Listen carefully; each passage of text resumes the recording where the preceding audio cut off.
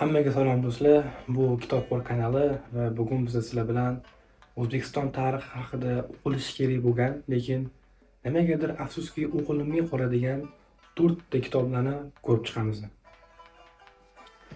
Hop, mana qo'limdagi kitob bu Yulduzli tunlar, Pirimqul Qodirov o'sha mashhur asari.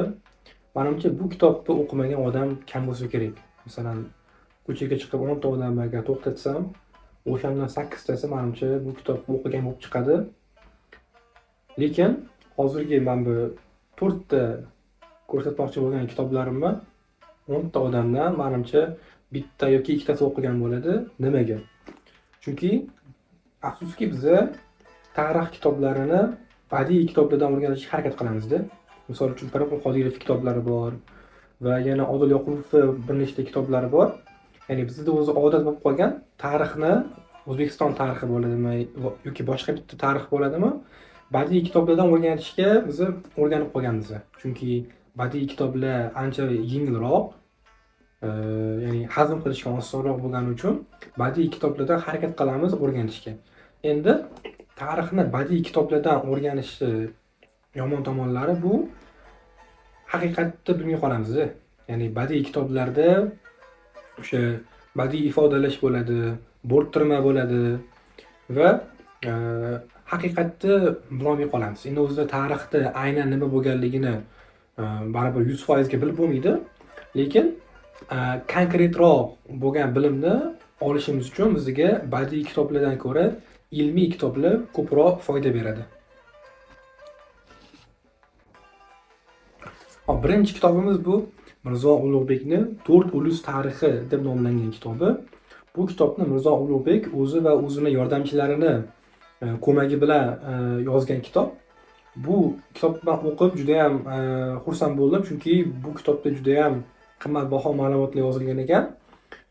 Bu kitob Mo'g'ullarning shajarasini ochib bergan, ta'riflab bergan. Ya'ni Chingizxonni misol uchun mana bizning tariximizga aloqasi juda ham katta va Chingizxonning shajarasi o'zi qayerdan kelgan, Mo'g'ullarning shajarasini o'zi qayerdan kelgan degan savolga bu kitob javob beradi. Nafaqat o'zi Chingizxon, Mo'g'ullar va o'zi turkiy xalqlarning shajarasi qayerdan kelgan degan savolga bu kitobda biz javob topishimiz mumkin.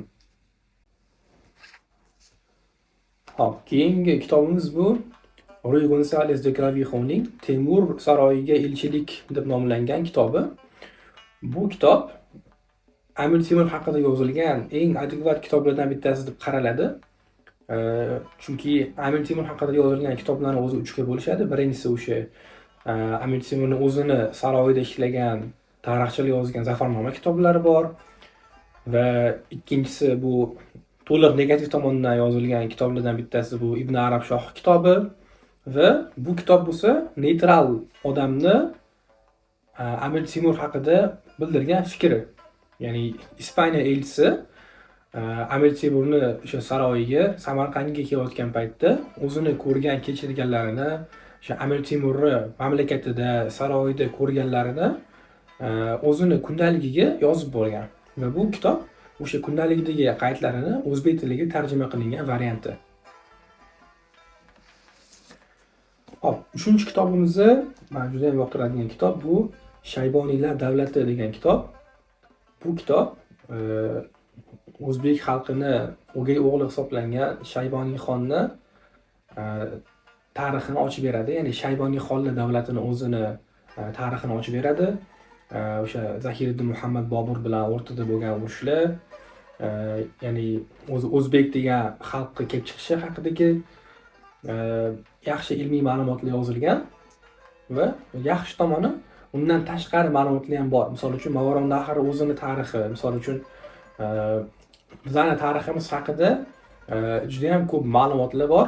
U ma'lumotlar aynan qaysidir vaqtga tegishli bo'ladi. Misol uchun biz bilamiz, Amir Temur bilamiz, Jaloliddin Manguberdi'ni bilamiz, misol uchun Chingizxonni bilamiz.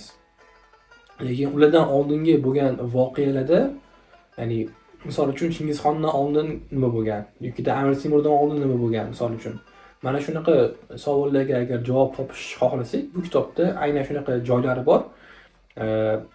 O'zbekiston hududini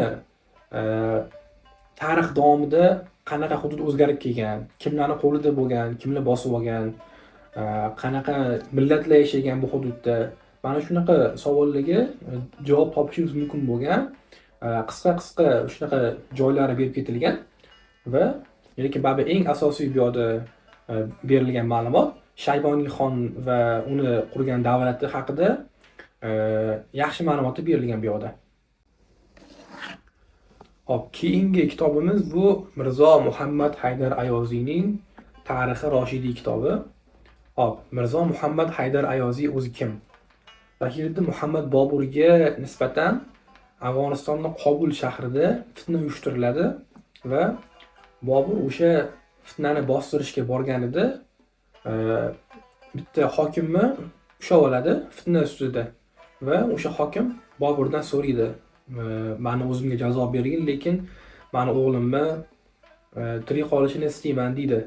Va Bobur o'sha hokimni o'ziga jazo berib, uni o'g'lini o'zini qaramog'iga oladi. O'sha paytda u bola 8-12 yashar atrofida bo'ladi va keyinchalik o'sha bola Mirzo Muhammad Haydar Ayoziy mana shu Tarixi Roshidiy kitobini yozadi. Bu Tarixi Roshidiy kitobini qolgan kitoblardan farqi shuki, bu kitob kundalik shaklda yozilgan kitob. Ya'ni Mirzo Muhammad Haydar Ayoziy o'zini ko'rgan kechirganlarini yozib ketgan kitobda. Ya'ni bu shunaqangi kitobki, men nazarimda, masalan, tarix kitoblari hodisalar ro'y bergandan keyin yoziladi. Misol uchun, bizda ko'rgan kitoblarimizni, masalan, Shayboniylar davlati va Deklavixo yoki misol uchun mana Mirzo Ulug'bek yozgan o'sha To'rtulus tarixi kitobi, Yulduzli tunlar kitobi, bular hodisalar ro'y bergandan keyin yozilgan. Bu yerda bu kitobda Mirzo Muhammad Haydar Ayoziy qanaqa yozgan? Hodisalarni ro'y berayotgan paytda yozib ketgan. Misol uchun, qaysidir joyda urush bo'lyaptimi, o'shani yozib ketgan. Mana shu joyda urush bo'lyapti deb yozib ketgan misol uchun. Ya'ni hodisalarni ro'y berayotgan paytini o'zida yozib ketgan. Va menimcha, mana bu kitobni ham shunaqa desak bo'ladi. Ya'ni Ruidan Saldes Deklavixo'ning kitobini ham xuddi shunaqa kategoriyaga menimcha qo'shsak bo'ladi, chunki bu yerda Ispan elchisi ham o'zini ko'rgan kechirganlarini yozib ketgan. Ya'ni tarixni bir boshqacha yozish usulida bu. Ya'ni voqealar sodir bo'lgandan keyin uni ta'riflash emas, voqealar sodir bo'layotgan paytda ularni ta'riflab yozib ketish. Ya'ni bu ikkita kitobni o'ziga xos jihati shunda. Bu kitobni men o'zim Chorsuvda Hilol nashr do'konida ko'rib qolganman va ko'rishim bilan sразу olganman kitobni. Yana sotuvga chiqarilganmi yo'qmi bilmayman. Va bu kitobni yana bitta ajralib turadigan tomoni, bu qadimiy turkiy tilda yozilgan kitob. Ya'ni hozirgi o'zbek tiliga umuman tushmaydi. Ya'ni o'xshab ketadigan tomonlari bor, lekin odamni qiynashi mumkin bo'lgan joyi o'sha qadimiy turkiy tilida yozilgan kitob. Ya'ni ozgina kitobni o'qishga qiynalishi mumkin o'qiyotgan odam, birinchi marta o'qiyotgan odam, lekin menimcha bir hafta o'qigandan keyin odam o'rganib ketsa kerak tiliga. Bu kitobni men hatto oldim, Deklavixo'ning kitobini.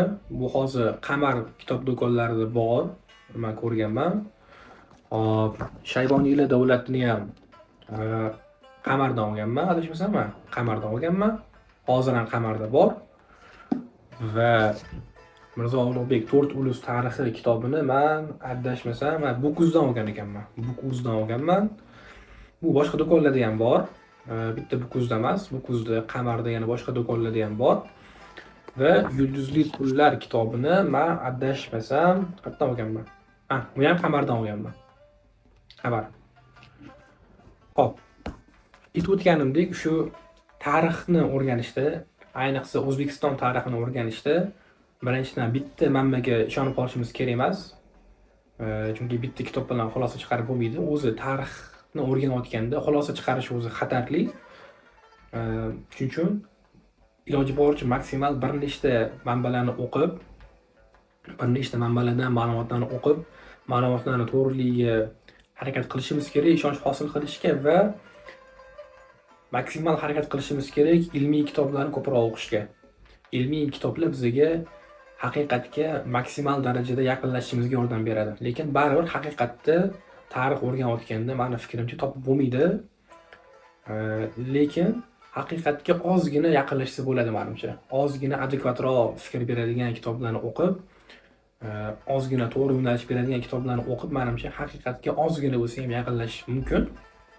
Buning uchun faqat badiiy kitoblarni o'qish bilan cheklanib qolmasdan, mana shu 4 ta ko'rgan ilmiy kitoblarimizga o'xshash yana boshqa kitoblarni ham o'qishda davom etishimiz kerak. Hop, bugungi videomiz sizlarga ma'qul bo'ldi degan umiddaman.